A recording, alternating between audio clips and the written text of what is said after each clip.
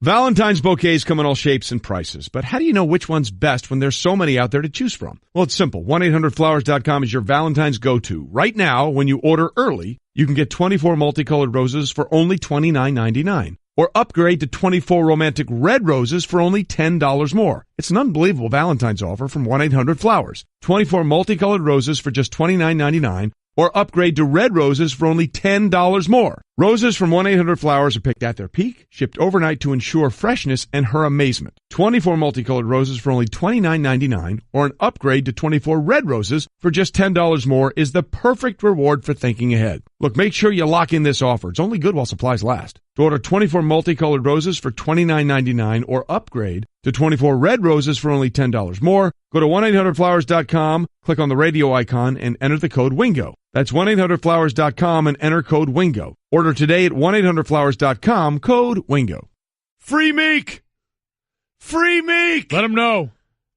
Good Monday morning and welcome into another edition of Golic and Wingo. Trey Wingo, Mike Golic Jr. That's our board up Cliff from Philly. So I don't want to hear nothing but Philadelphia songs today, brother. You keep them going all day long, all right? You got it? I got you, man. You celebrate this. You know why? Because it took you a long damn time to get here. 25 years. 1960 was the last NFL championship in the city of Philadelphia, and they took up the world. They shocked the world. They did it all as the Philadelphia Eagles took down the New England Patriots. We are presented by Progressive Insurance, and all phone guests join us on the Shell Pennzoil Performance Line. I guess football's doing okay.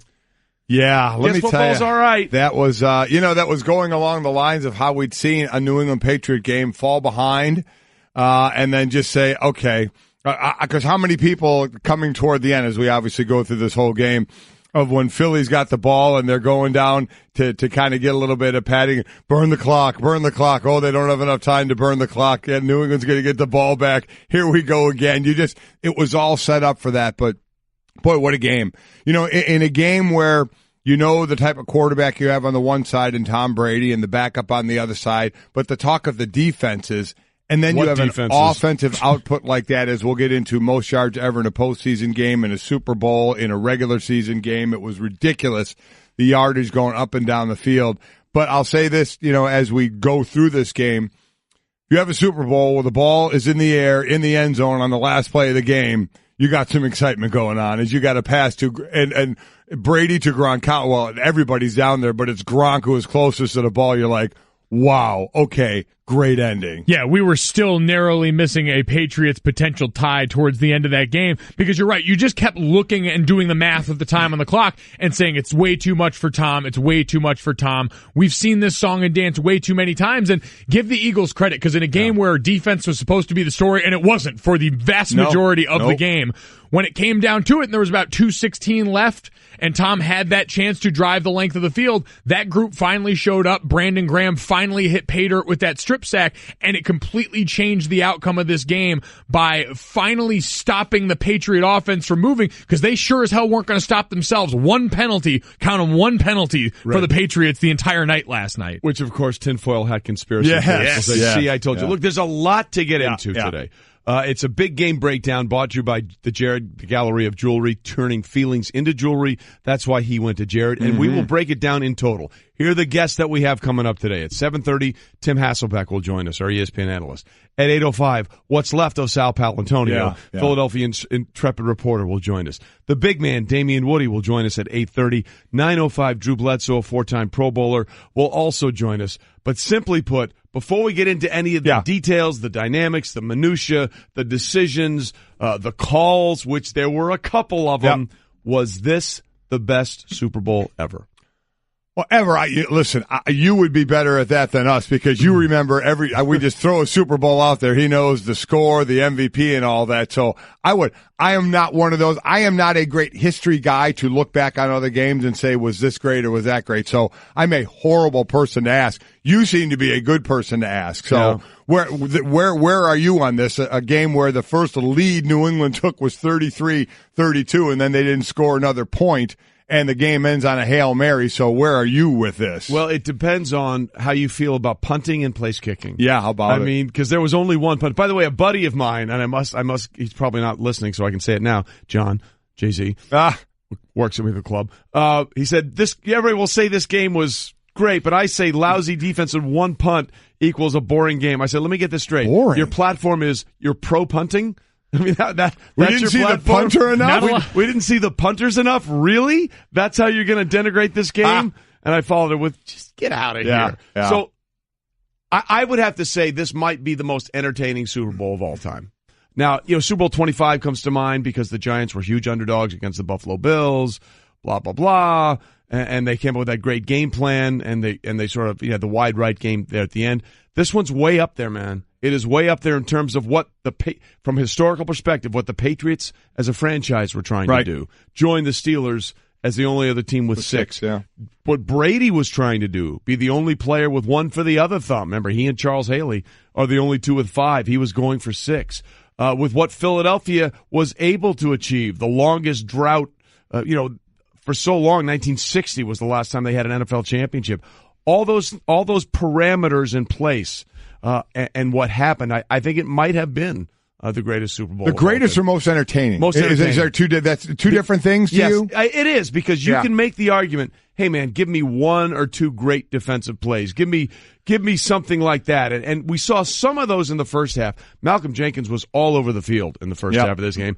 And I know that sounds crazy the way it turns out, but I was thinking, well, he might be the MVP of this game. Listen, the way he was all over the field. For 2 defensive guys, you say Malcolm Jenkins, and in the second half, Stephon Gilmore shut down Alshon Jeffrey. Yep. Alshon Jeffrey had a monster beginning of the game. They put Gilmore on him, and that was it. So those are little things that we'll talk about in the game.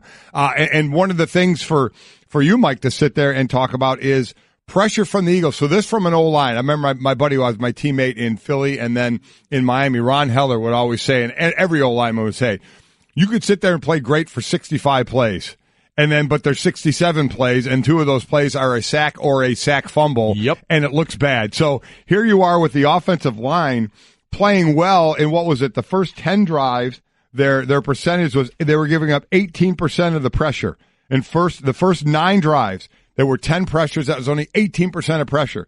But in the last 2 drives, 70% of the rushes were in pressure. So that O-line for New England was playing their butts off against an excellent line from the Philadelphia Eagles until the last couple drives. So as an O-lineman, how damning is that you do well the entire game, and then a couple of plays at the end up costing you? Well, it's the frustrating nature of the position, because people then use that to color their diagnosis of the entire game, when really it's just a good job creating matchups and understanding the pieces that you have involved there. We talked a lot about Fletcher Cox, and we figured he would be a guy that would be more active in the stat column, managed to notch a couple of pressures at the end of the game on the biggest play defensively for them in particular, though, draws the double team, the center slides away with the left guard to take care of him.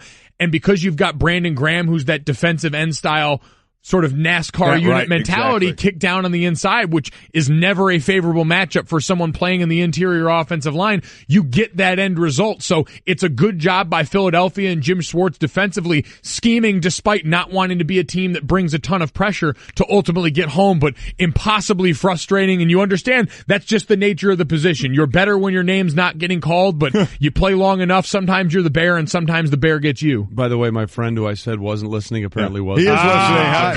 Jay-Z, man, sorry, you're pro-punting. You're going to get called out. If your stance is pro-punting, you're always going to get called out on the show. I mean, that's just the way it's I don't know how be. Anybody could say the game was I missed boring. punting. I needed more punts. I'm a little, disappointed as a former defensive player with over 1,150 yards of offense in that game. Well, so I was not overly ecstatic about that, but the game was not boring. No, here's the list. I mean, here's the amazing thing. Okay, forget the title and what it means. Here's what we saw on the field on Sunday.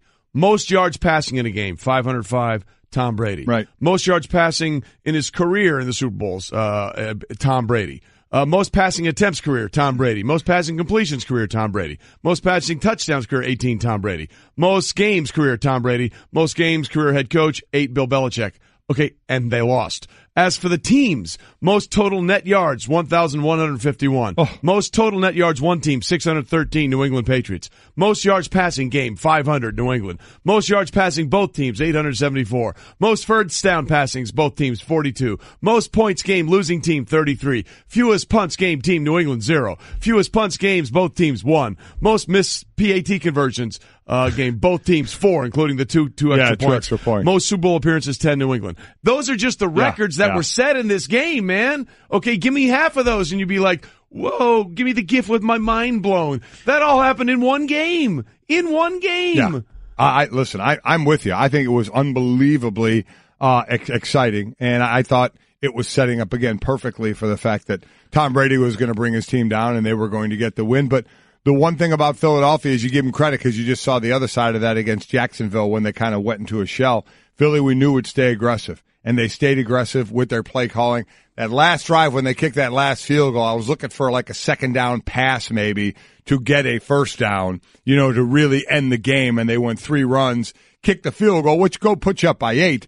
I get it, but Tom Brady still got the ball. I don't care that he didn't have timeouts at that point. Tom Brady has the ball, and Tom Brady does magical things. So I was thought maybe on second down would have been the chance to try and get that first down, pass for it. I think it's interesting considering Philadelphia, and we read in this in the lead up to the Super Bowl that this had been a team that had, through the benefit and the use of analytics, found areas where with Doug Peterson's style and his play calling tendencies could find spots to pick and choose fourth down calls, ways to push the gas that would give them an advantage. And we saw those pop up in this game for them. That was one instance where you look at what it affords you and you say, all right, if we burn time off the clock, you gave the Patriots the ball back with about a minute 9 left, down 8. So not only would they have to go the length of the field and score, where you finally put it on your defense to do something, they would also need the 2-point conversion. Right. So you add even more variance to that would make it difficult. I feel like that's the one spot in a team where we're going to laud Doug Peterson all day, and rightly so, for being aggressive. That was the spot there to maybe throw your off-speed pitch that probably helped benefit them as much as any decision. Yeah, we are Golic and Wingo on ESPN Radio and ESPN2, presented by Progressive Insurance. All phone guests will join us via the Shell Pennzoil Performance Line. And look, let's be honest, the Eagles defense didn't do much. No. But they made that play late to protect the lead. Protecting the lead brought to you by ADT. Considering home security? Consider this. For over 140 years, ADT has helped stop more crime than any other home security system. Visit ADT.com to learn more. Look, there is a lot to get into in this game. There's a lot to break down specifically, and we will do that. But what, guys, have we always said about New England? If you're going to beat them, you're going to have to beat them. Right. They will not beat themselves. We talked about, keeping your foot on the gas pedal, stepping on their neck until they turn blue, sweeping the leg, go full Cobra Kai. Well, I don't know if anybody embodied that more for a 60-minute game than head coach Doug Peterson. Going for it on fourth down, and a couple of times like, what are you doing? Yeah. But he able to pay it off. And here was the Super Bowl winning coach on his aggressiveness. I take it week by week, but I trust my players, I trust the coaches, and I trust my instincts. I trust everything that I'm doing, and I want to maintain that aggressiveness with the guys, and in games like this against a great opponent, you got to make those tough decisions that way, and keep yourself aggressive. And those 2 plays, I think, more than anything else, sort of just blew my mind. And the first one was obviously they were set up for easy points, field goal right before the half. Yeah, they were. They were set up. Right. They were set. There it was. Yes. Woo! So they were set up. It was all there. In fact, I put out there, take the points. And then I was like, never mind. Yeah. Because that play was and we saw that play in the college football semifinals. We saw it earlier. It was Ohio University, right? Yeah. That did it. In November, they ran that play, and then Baker Mayfield, Oklahoma, and he caught a touchdown pass against Clemson against Georgia. Against Georgia in the semifinal. In the semifinal game, exactly. Yep. So it's a great play. And I mean, it's one of those where I know a lot of people are like, who's supposed to cover the quarterback? No one. Well, no one. Well, you just. Man, well, Super Bowl it's hangover Monday after the Super real. Bowl. Get over it. If my voice makes it through the show, it'll be a miracle. A lot of people up late. No giving excuses for it. Just got to deal with it. The bottom line is you follow your rules. He's now a back. First back out. I mean, there are rules still in place to the quarterback. You're not covering the quarterback, covering first man out. So, but it seems to work every time because nobody pays any mind to the quarterback because of who it is. But just a great great play call. That was aggressive. The one aggressive, maybe I know you and I agree. I haven't heard you, Mike. when you get the touchdown, you're up 15-3 with about 9 minutes to go in the half. You go for 2 there to try and make up for that point. I think that was a little early. You didn't really need to do it at that stage of the game. Yeah, it seemed very premature, and that was another place where they want to push the gas on this stuff, so occasionally it's going to burn you. Occasionally you're going to find spots like that, and thankfully for them, they were just able to overcome that later on. Yeah, I mean, my theory is never chase the point unless you need it. Yeah. Case in point, the way the game played out, had they just kicked the extra point there, once they kick the Jake Elliott field goal, they're up 9. It's over. It's over. Now, look, you could say, well, they missed, but that's why you let it play out. Don't chase the point until you need it. To the point you said before that, their aggressive style. Absolutely. So you know what? It's just like that aggressive defense. If you get a guy jumping offside every now and then, you live with it because you get good plays. You live with things like that. I mean, that's just the way they play. So while I thought it wasn't the greatest call in the world, I understand that's their personality to be aggressive. So it's not like you can complain too much. Well, no, nobody's complaining in Philadelphia. No, they're no not. question. No, they're not. And there was that big play at the end of the first half, a 3rd and 3 at the Philadelphia 37. It looked like, oh my gosh, here we go. They're going to get the ball back. And guess what? After playing so great, Brady and company are going to have the chance to either tie or take the lead with about a minute and a half to go. 3rd and 3. Swing pass to Clement goes for 55 yards. And that set up the play that we sort of began this discussion with, which is the 4th and goal from the 2, and it was the reverse and the play to Nick Foles that you said we saw a couple of times going up. Here was Nick Foles, the MVP of this game, talking about that play specifically. That was something we've been working on, and Doug and I were talking. I was like, let's just run it. It was a good time. And the end was a little wider than I thought, so I was like, I really need to sell like I'm not doing anything. And it worked. Trey made an amazing throw right on the money. I just looked it in. And, I mean, we've repped it for a while, so I was excited to get it run and in the Super Bowl. Couple of things there. The name of the play?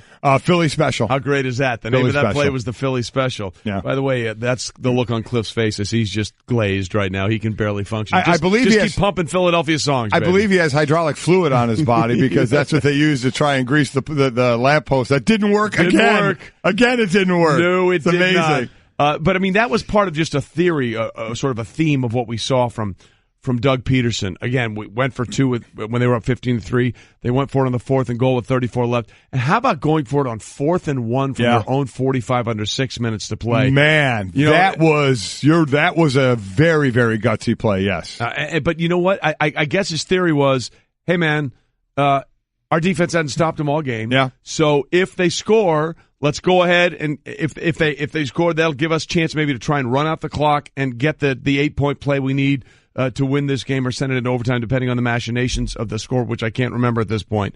But it was 33-32 at that point. 33-3. They were down 1. They could have punted. They could have buried New England a bit and then had their defense go for a stop. But they decided to go for it again. That's their aggressive style.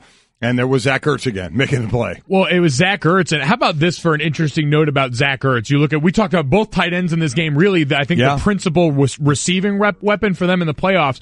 And in the 6.5 hours of pregame shows we had yesterday, I saw this note about Zach Ertz from the NFC Championship game. This courtesy of a former colleague of ours, Cynthia Freeland, over at the NFL Network now. Zach Ertz against Minnesota was 5-8 on 5 of his 8 targets against Minnesota came on 3rd down. 4 of those went for 1st down receptions. This game, 5 of his 9 targets came on 3rd down. 4 of those receptions went for 1st downs in this game. Overall in the playoffs, just now got this note.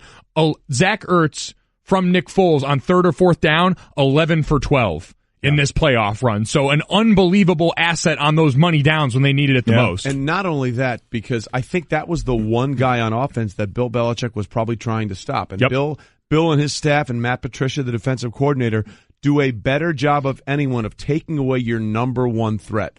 And Zach Ertz has been that number one threat, the most consistent threat, as you pointed out, for most of this regular and postseason. And the reason I thought, and we ended up, Trey, you and I both picking the Eagles, is that we're just smarter. When New England tries to do that, you have to adjust. We felt, I know both of us did, that the Eagles had enough weapons to go to. It was Jeffrey early in the game, then Clement out of the backfield. It was obviously Zach Ertz as well, but Aguilar, 9 catches. He led the way with 9 catches, so they had enough weapons in other areas to overcome if you were to try and take one guy out of it. So, and I know Brady had all the yards, and I know Brady had the touchdowns, and 2 for over 500 yards. I think Nick Foles outplayed him. Well, I think Nick Foles outplayed Brady. Look, at the end of the day, they won the game, and he made a couple of throws to absolutely do it. I mean, it's hard for me to say, well, Brady didn't play well when he threw for 500 yards and 3 touchdowns. And I'm not saying that at all. Brady's the GOAT. I get that. But just in this game, I thought Brady, a ton of yards, I thought Brady, there was a ton of open receivers. I mean, they were figuring out the coverages by sending guys in motion, seeing who was going in motion. He knew it was man. He knew where he was going. In zone at time, they were getting destroyed. There was a ton of open receivers for Brady. He got a lot of yards, but he's a fantastic quarterback. But the way Foles was threading the needle and dropping the ball in this game, to me, I just thought if you're going to tell me did one outplay the other, even with all those yards, I would say yes, Foles did. Yeah, and this is Tom Brady again, kind of losing out to his own greatness on this one. When the standard is that high, we're going to look for any little spot of where it could have gone wrong. Hard for me to blame him when it's 500 yards passing. I agree with that. There's no blame on him. By the way, if there was ever a chance or a case for being a coach for the MVP, it might have been Doug Peterson this game. He was great. In the year of what might have looked like the finally tipping point of what the hell is a catch and what the hell isn't a catch, this had to be the NFL's worst nightmare as they were looking at it, thinking, oh, my God, are we going to have to maybe overturn a game-winning touchdown in the Super Bowl? I thought, there were two calls, as we know, Corey Clement with one and Zach Ertz with the other. To me, I'd say start with the Zach Ertz. To me, that was the easy one. Zach Ertz, everybody compared it to Jesse James because we just saw it not too long ago with Jesse James making the catch, the tight end for the Pittsburgh Steelers by the end zone and diving in. Zach Ertz caught the ball, took at least 2 steps. So he became when he took the 2 steps, all you had to think of then was that running back diving over the top on a 1-yard run and putting the ball over the goal line, and that's end of story to touchdown. As soon as Zach Ertz took those couple of steps, he became that runner. He took the ball crossed the end zone line, so it did not matter what happened after that. We don't even have to get into what happened after that. That is exactly was the ruling on that. Mike, I thought it was at that one I thought was the easier one of the two. It was, and you're right. What a narrow escape for the NFL in this. On their biggest stage, the last thing you want to do is have a rehashing of the controversy that got you there, as we now see the tweet from Jesse James, the Steelers tight end. Immediately after it happened, Zach Ertz caught it. Yeah, it was. So at least one tight end in the state of Pennsylvania got the call right. However, you said it was easy. This review took a long time. It did. And I think they were looking at 2 things.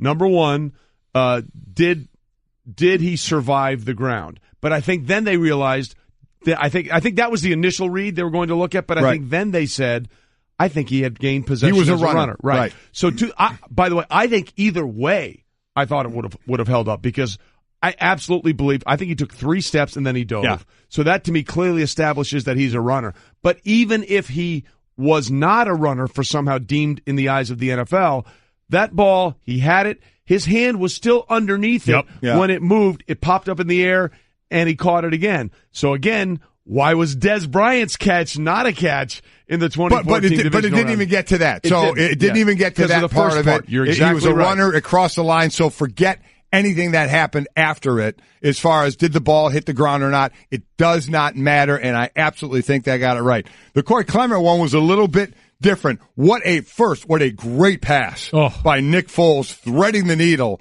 on that play to Clement, try to the back of the end zone. Clement absolutely had possession, took 2 steps, but then the ball kind of moved, and so if you reestablish the catch, then a foot went out of bounds. So it was like, okay, did he have possession of that? He had the 2 steps in, but then the ball kind of moved a little bit. So what's the rule? If it didn't move enough, does it move a little? How much does it have to? That's where the NFL really needs to decide what's going on. Because how about after that play, Chris Collinsworth, he was like, I give up. Because Chris Collinsworth, he spoke for America. He did. He goes, I thought that was going to be called incomplete because it looked like a little bit of a bobble, and then the foot went out of bounds. So it's like he didn't have control the second time of it in bounds. So he gave up on that. That was a little more close. I still thought it was a touchdown, but man, I certainly agree that was more of the controversial one. Well, here's what Dean Blandino tweeted about it. To your point, Mike, and I think it makes it a little more uncertain. Issue is control. Looks like he had it initially and gets both feet down in bounds. There's some movement of the ball, but don't think enough to say loss of control. Call should stand.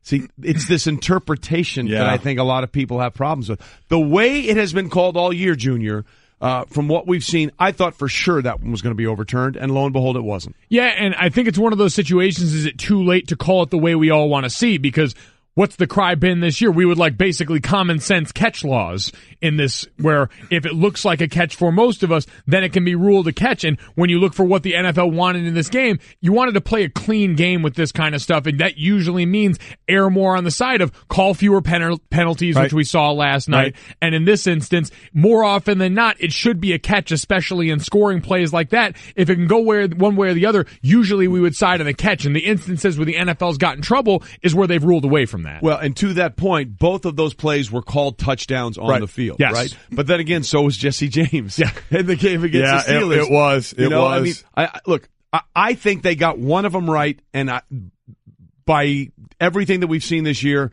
I cannot explain why the other one wasn't called incomplete. And that's exactly what Chris Collinsworth said. Exactly. He said, not so much that whether we thought it was a touchdown or not, but by the way it's been called throughout the year of control. Because I agree. I thought he took 2 steps in the end zone with control, but then the ball did move some. So does that mean, okay, now you've reestablished possession again, and now you need to get 2 feet down again? I mean, and that's the thing that the hand came off the ball. I know. Yeah. They have to decide this in the end. They have to get more specific with this, but it turns out the refs got them both right as far as making the call on the field and then them standing. I'll be interested, because I think what we need to decide is what we want, because more specific has gotten us to all of the problematic places that we've wanted. When you add up a lot of those specifics, it makes it difficult at times to account for a situation where if you have a general understanding of what you're looking for, that's the decision I think the NFL has to make this offseason. Well, and remember when we had Panthers tight end Greg Olsen with us on the show when we were in Minneapolis, Mike, he said, don't change the rule. Remember, he said, keep it the way it is. Right. I think it just needs to be pared down to whenever you fight. Made simpler? Yes. Whenever we put up the rule on TV, it takes up 2 full pages. Yes. Okay. That tells me there's too much there. Yeah. There's weight. It has to be pared down. And look, Roger, when he was on with us last week, NFL Commissioner Roger Goodell, he admitted they're going to take a look at that. They're going to simplify it because he was upset, not with the way it was implemented, but the rule they were given the refs to interpret. But can you imagine, had that been overturned, how much of a PR nightmare would that have been for the NFL on a potential game-winning touchdown? Horrific. In the last 2.5 minutes of the Super You Bowl. want to talk about anybody associated with the NFL, the headache they had when they saw that and thought, oh, my God, here we go again on this. I think the NFL really dodged 2 bullets in that regard, and both of them were saved by really the same thing, which was establishing as a runner.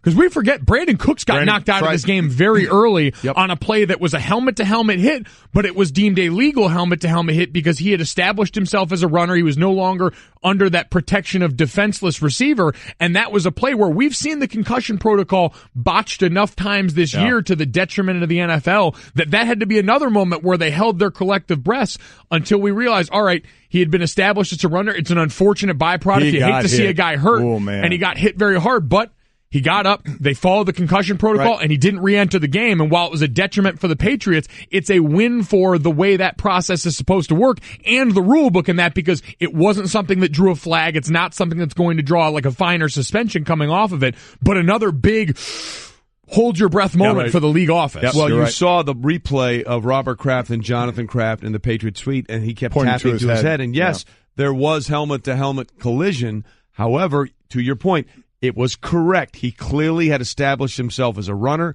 and in the field of play, that defenseless receiver or helmet-to-helmet does not matter. So, look, Gene Steratore in his first Super Bowl had a lot to handle on his plate, and I thought he and his crew did a really, really good job. I do as well, except there it was again. Didn't we just come off a game where there were 6 penalties against one team and 1 against the Patriots? Yeah. It was the exact same thing here again. 6 penalties against the Eagles, just 1 against New England. I thought there was a blatant PI missed against New England in the end zone on a play where you started to go. The 2-point conversion. You started to go, right? Are they not? Because I thought it was a little spotty on some. So if New England had somehow pulled out this game, that would have been the focus of a lot of people's ire again. I hear you on that, but I'm not a big fan of situational ethics. I mean, I hate that. Okay, if it's a penalty in the first quarter, it should be a penalty in the fourth quarter. But I'm also a fan of, okay, some contact is allowed. Let's not. I agree with that. A fingernail touched me, then my God, the whole thing should be wiped out. And that, folks, was Straight Talk, brought to you by Straight Talk Wireless. Nationwide coverage on America's largest and most dependable 4G LTE networks. So many storylines in this. It's game, great. Right? We'll get to. We got a lot more coming up, including this one. We should have known that the Eagles were going to win on Saturday. Actually, Mike and I did. Yeah. We'll tell you why next. Brandon Graham, former Wolverine, strip sack of Tom Brady, obviously a former Wolverine, and Derek Barnett, the rookie from Tennessee. The only sack of the game. Yeah, the crazy. Only sack of the game. And we spent all week talking about that interior pressure and get Tom off his mark. They couldn't do it. And again, Dante Scarnecchia, you can't say enough about the offensive line coach for the New England Patriots and the way he's revamped that offensive line since he came back, because they did a great job. But it's perfect for, we want to set up this poll question here in a second, but from the O-line standpoint and from as a former D lineman, and Mike, you an O-lineman, set up perfectly on how, from a D lineman, you want to do it with Brandon Graham, a guy who can rush on the outside, as you saw on the Hail Mary play, almost get home on Brady. But then on that sack, he's on the inside. As you mentioned it earlier, kind of like that NASCAR thing the Giants would do of putting the ends down at the tackle position, and you have Fletcher Cox as the right defensive tackle. The line slides to him, so he gets double teamed. And that's what we talked about. He's going to get doubled. They're going to try and take him out. If you're one-on-one, and this is forever known on the D line, is 5 guys on 5 O linemen on 4 D linemen, so someone's going to be free. You get that one-on-one rush, you have to make it count. And Graham made it count against Mason, the right guard in this situation, to get the only sack. Turned out to be a fumble on the game, but tough on the O-line, because Mason knows lining up there. He knows where the slide's going, and he knows he's one-on-one. Yeah, the offensive line, the way I always boil it down is an understanding of where, when, and from who your help is coming. Because you're 5 against 4, but you're 5 against 4 guys that are usually stronger, faster, and more athletic in general than the rest of you are. And so it's finding ways to overcome that. And with a guy like Fletcher Cox going into this game, we said, run or pass, you cannot single block that guy. He will flat out embarrass you. And so that means one of those other guys has to win. And when personnel-wise you can get a mismatch like that with a D-end on a guard, listen, for defensive linemen, if you have one play a game out of 65, 70 plays and it's made behind the line of scrimmage, they send you to the Pro Bowl and probably the Hall of Fame later on in your complete career. If you're an offensive lineman, you can play 65 of those 66 plays, great. And if you give up one, you're usually the butt of the jokes on Monday. Because what else happens there, understand when you watch that play, when the center slides, so he moves toward Fletcher Cox, what does that do? Now that guard who's used to playing in a closed area, that space opens up and gives that defensive lineman really a two-way go. Graham went on the outside of him, but the inside was open as well. It puts that guard a lot more on an island. It did. And look, I thought both offensive lines did a really good job. Although we did believe that we felt that the Eagles' 7-man rotation on the D-line was deeper than the Patriots. They weren't going to wear down. A lot of things, though, we should have seen this coming, and I'll tell you why. We talked about a few of these things this week, Mike. And first of all, it just felt like an Eagles home game in Minneapolis. I think it was 4-1, 5-1 of Philadelphia fans in Minneapolis as opposed to Patriot fans. We walked by one fan at the Mall of America who was a Patriots guy. He goes, we'll win it again. We'll win it again next year. No, you don't always win it. Yeah. I mean, that's why you understand. I understand why you think that way in New England. You don't always win it. But history was trying to tell us something, and maybe we should have listened. And that's one of the reasons why actually I did pick the Eagles when it was all said and done. Saturday night, Tom Brady was named MVP. Right. The last MVP to lead his team to a Super Bowl championship was Kurt Warner in 1999. So that's 18 straight, or 19 straight when you consider in 2003, Peyton and Steve McNair shared the MVP. Right. So 19 straight guys that have been named MVP have not led their team to a Super Bowl championship. Tom Brady also led the league in passing yards this past season. No team who's had a quarterback lead the league in passing yards has ever won a Super Bowl. It has never happened. So the fact that Brady led the league in passing yards and the fact that he was named the MVP should have been red flags to a lot of people. For whatever reason, it's just played out that way. Yeah. Maybe it's because then you realize you have one superstar and everybody else has to carry a little more weight. I don't know. There may be no causation with correlation, but these two things still hold up to be true. And then in the weirdest one of all, because they've been together in the NFL and they've been so successful in both college and the NFL, this one also held. In any year that Nick Saban has won a college football championship, Bill Belichick has not won a Super Bowl championship. Right. And what happened in Atlanta earlier in January? We were there for the amazing comeback. So when you put together Bill Belichick, Nick Saban won the college football championship. Tom Brady led the regular season in passing yards. Tom Brady was the MVP. History was trying to tell us something. We weren't sure that this was going to happen. And on that note, if you didn't buy in any of that, the coin flip took care of the rest. Exactly. The Patriots officially 0-for in Super Bowls where they have won the coin flip. So everything 6, I think, now, pointed against them in this realm. Really quick. Highly predictive. Really interesting. And then, of course, there was the idea, hey, they finally scored points in their first Super Bowl, and it didn't matter. In the first quarter. Yeah. So we're going to set this up because, Mike, we're losing you, so we want to get your answer. Don't go, Mike. We'll miss you. He's going to go nap. At Golick and Wingo, this is the question we put up. Who is least likely to be back with their respective team next season? Least likely. Yep. Belichick, Brady, Gronk, Foles.